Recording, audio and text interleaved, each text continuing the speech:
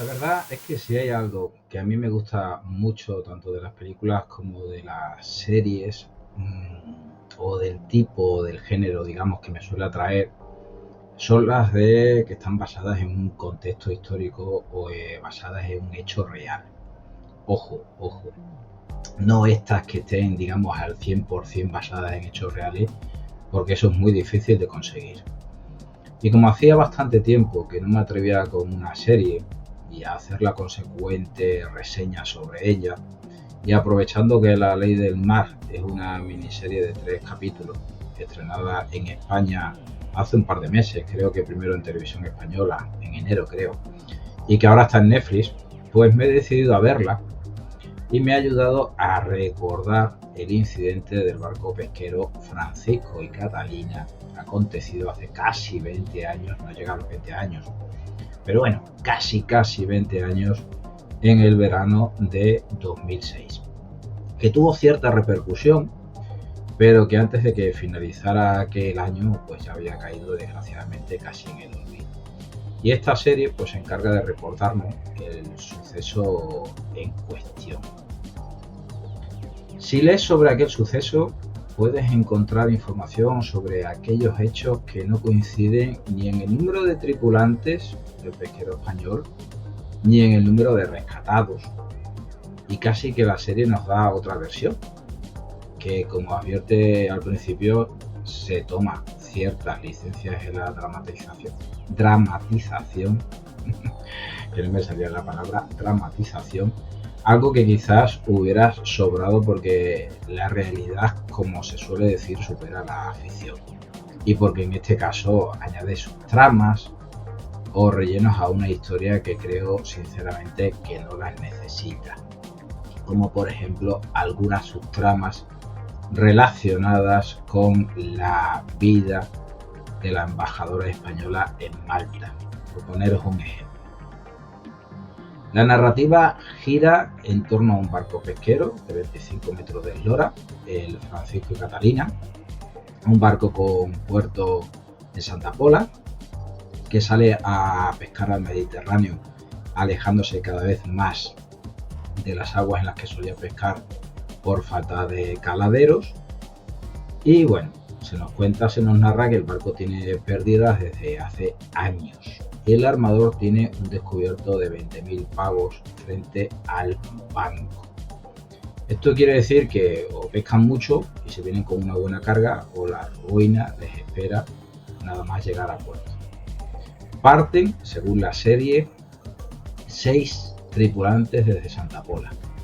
Y digo esto porque es una de las curiosidades que me he encontrado cuando después, pues como despierta este gusanillo, esta curiosidad, me voy a poner a buscar y me voy a poner a comparar hechos de la serie con hechos reales. Pues si os soy sincero, no he sido capaz de poner en pie una sola versión, ¿vale? Pues porque los datos están bastante modificados según los medios que tú leas. Sí, tal cual. O sea, no se ponen ni siquiera de acuerdo en el número de tripulantes, como os decía, en el número de rescatados, en muchas cosas, ¿vale? O sea, el contexto histórico lo conocemos, sí. El hecho que se nos va a narrar lo conocemos, sí. Pero bueno, en algunas lecturas que he hecho después de ver la serie, algunos medios publicaron que eran 10 los tripulantes, otros 11. Bueno, al caso, después de pensarlo, me he dado cuenta que es lo mismo, ¿vale? Porque no es, digamos, lo más importante. Que algunos me diréis, sí, estos datos son importantes. Sí, puede ser que sean importantes, sí, estamos de acuerdo. Pero yo creo que para el fondo, ¿vale?, que de lo que se nos quiere narrar en estos 3 capítulos, quizás, pues no lo sea. No lo sé, a lo mejor me equivoco en mi análisis. Dentro del barco tienen sus más y sus menos, pues no deja de ser un mini universo. Y se crean algunas subtramas para tener entretenido al espectador, como antes decía, como algunas relacionadas con la embajadora de España en Malta, que en mi opinión, bueno, pues sobran o no añaden mucho. Tanto es así que incluso esta miniserie podría haber tenido perfectamente, creo, 2 capítulos de 1 hora. Perfectamente, en mi opinión. y también hubiera salido un buen producto. Sigamos para Bitcoin. En mitad del mar, en un punto indefinido entre la Libia de Gaddafi y la europea Malta, el barco se encuentra con un cayuco con migrantes africanos, que se encuentra en mitad de aquella nada de agua, la nada más absoluta, sin comida ni agua y con mujeres y una niña a bordo. Aquí también las informaciones que posteriormente leí se contradicen en el número de migrantes. En unos medios hablan de 43, en otros 50, en unos hablan de niños, en otros hablan de 2 embarazadas. Y vuelvo a repetir, al caso lo mismo no es importante de momento para mi análisis y reflexión, que intento que vaya más por el lado cinematográfico en esta ocasión, más que histórico. Pero no deja de parecerme curioso, ¿vale?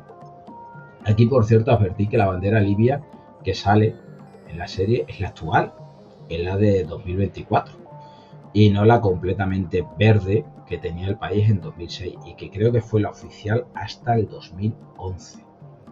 Esta gente no leyó el libro verde de Gaddafi. En fin, una vez recogidos por humanidad, el barco se dirige a Malta, donde quiere desembarcarlo a los migrantes, pero se encuentran con la resistencia maltesa. En la serie los patrulleros malteses hasta les disparan y se tienen que tirar cuerpo a tierra, que de ser cierto es un hecho que considero grave, aunque no he podido encontrar información al respecto, la verdad.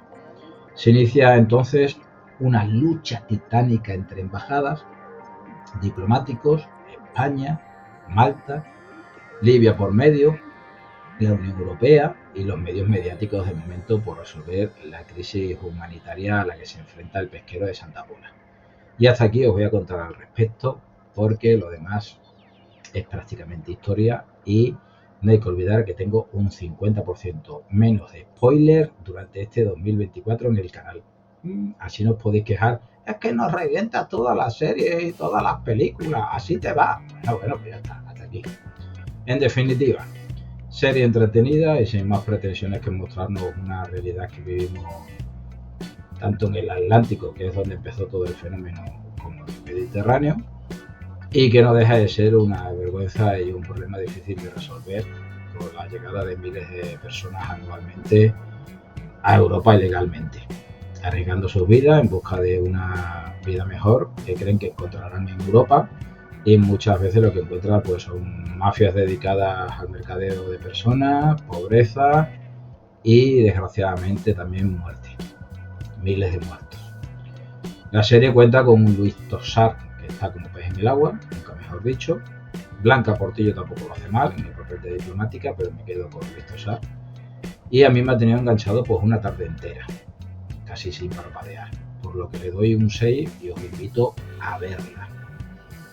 Creo que merece la pena echarle un vistazo. En fin, ya me diréis en los cientos, miles de comentarios qué os ha parecido a vosotros. La ley del mar. Ahí lo dejo. Nos vemos.